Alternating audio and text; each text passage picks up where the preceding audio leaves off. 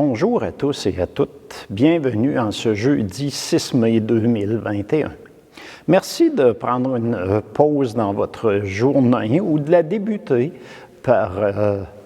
en écoutant la parole de Dieu.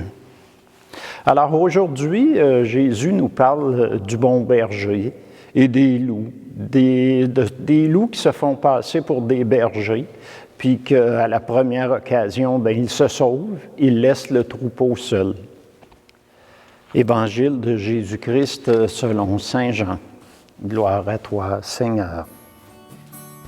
Tu es parole de vie, tu es la source d'amour, oh Jésus-Christ, mon bon pasteur. Alléluia, alléluia, alléluia, alléluia.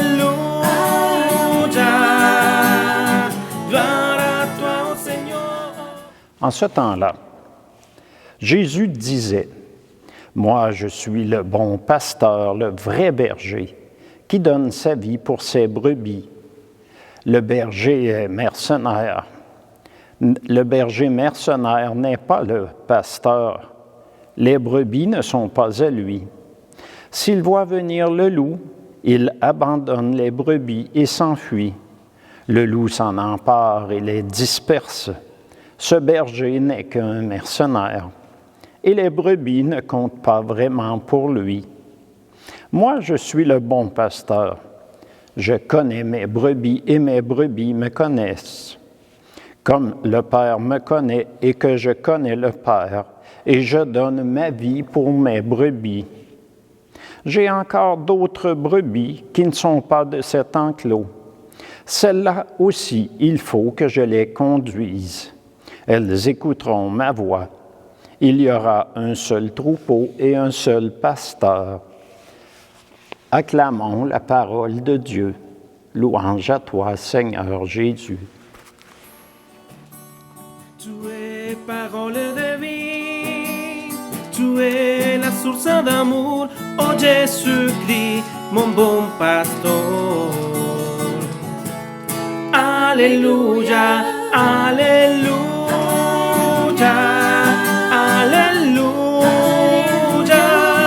alléluia. Gloire à toi, Seigneur. Je suis le bon berger. Nous sommes quelquefois sollicités par divers regroupements qui nous offrent la paix de l'âme, une plus grande sécurité face à tous les problèmes de la vie. Quand tout va bien, il n'y a pas de problème. Le jour où tout s'effondre et que tout paraît au grand jour, les leaders de ces mouvements nous laissent tomber. Plusieurs créent des mouvements, plus pour s'enrichir à nos dépens que pour nous aider. Ils promettent mer et monde. Une fois leur but obtenu, ils disparaissent sous des cieux plus cléments. Le malin est à l'œuvre partout dans le monde, cherchant toujours des moyens plus séducteurs les uns que les autres pour endormir notre méfiance et en profiter. Prenons comme exemple ceux qui promettent des gains faramineux avec nos différents placements. Ils viennent nous voir, habillés en habits, portant cravate. S'ils auraient l'air de sans-abri, ils n'endormiraient pas notre méfiance. Ce sont des mercenaires et non de vrais bergers. Il n'y a qu'un seul et unique bon berger. Dieu l'a envoyé sur notre terre, notre monde. Il a été conçu du Saint-Esprit et est né de sa mère Marie. Il est né dans une étable, non dans un palais. Mais des rois sont venus l'adorer et le reconnaître comme le roi des rois. De simples bergers sont aussi venus l'adorer. Ces bergers étaient vêtus de haillons.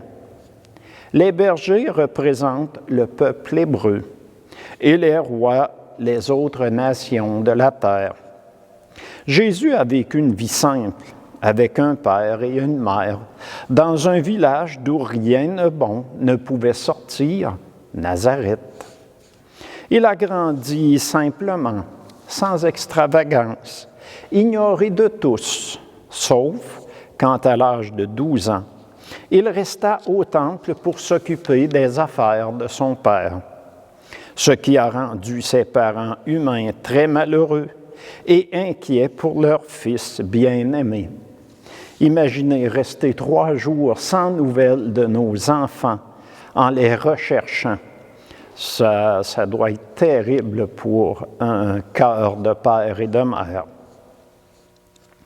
Il a choisi ses apôtres parmi des gens simples, sans prétention, des gens du peuple.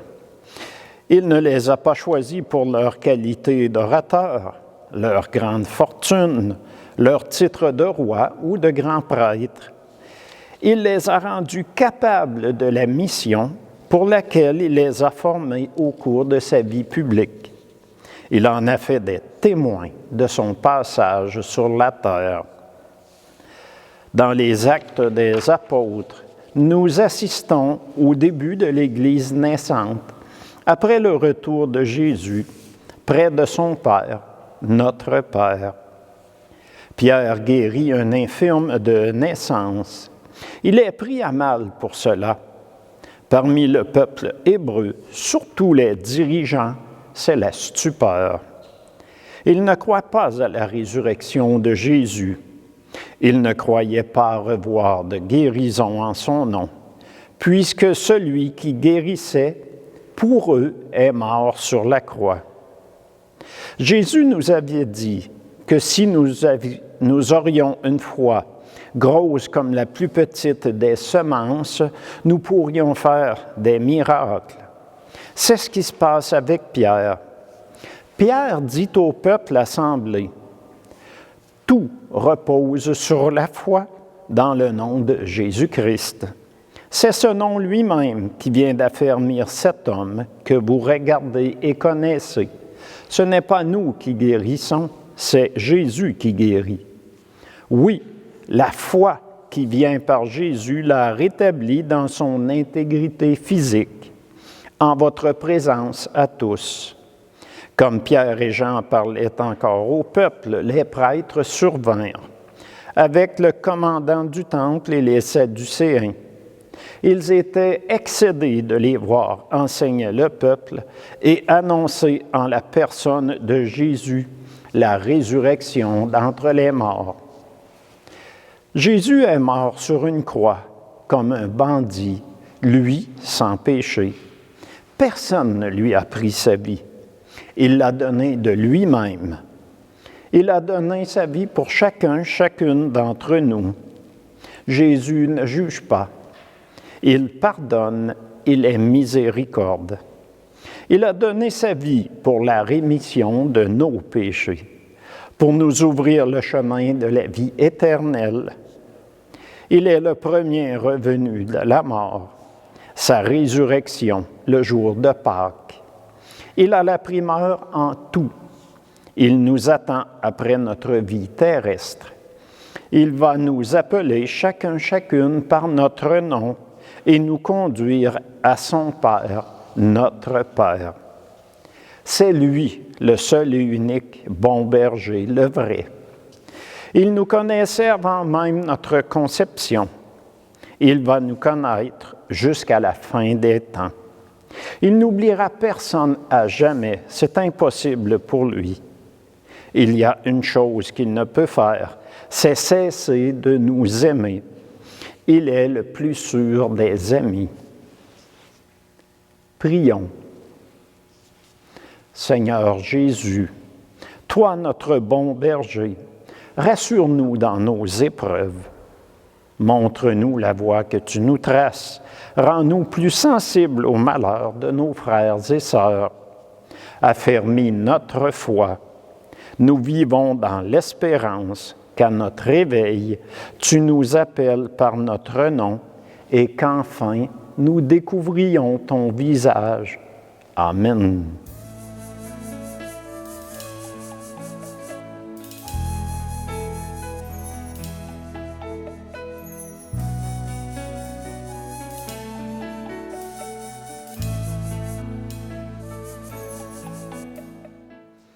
Alors maintenant, je vais demander à notre Dieu d'amour, de miséricorde, de tous vous bénir. Au nom du Père et du Fils et du Saint-Esprit. Amen. Bonne journée.